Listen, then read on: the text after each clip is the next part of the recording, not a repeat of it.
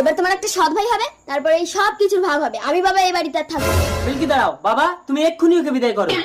আমাদের তো ফুলসজ্জা হয়ে গেছে বাচ্চু। তোমরা আমাকে তাড়িয়ে দিও না, আমার কেউ নেই। আমাকে দেখতে হবে না বৌমা, তোমার শাওরিকে দুটো খেতে দিও। আমি কলকাতায় কাজে চলে যাচ্ছি, আসি গো। স্বামী থাক আর নাকা কান্না কাঁদতে হবে না। ভেতরে গিয়ে কাপড় পাল্টে ঘরের সব কাজবাজ গুলো করো। এই চলে এসো। এই যে সৎ শাশুড়ি, আমার জন্য একটু পায়খানা জল তুলে আনো তো। দাও, বৌমা এনে দিচ্ছি। কি গো, আমাদের কি একটা বাচ্চা কাচ্চা হবে না? চলো ভেতরে গিয়ে চেষ্টা করি।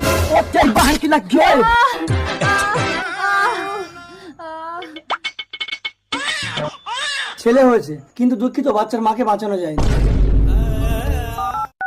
হ্যালো বাবা। কি হলো গো? বাবা হার্ট অ্যাটাক করে মারা গেছে। তার মানে তোমার এই সৎ ভাইকে এখন আমাকে মানুষ করতে হবে? না না, বাচ্চা হয়েছে এখনো কেউ জানে না। তুমি ওকে দাও, পানা পুকুরে ফেলে দিয়ে আসি।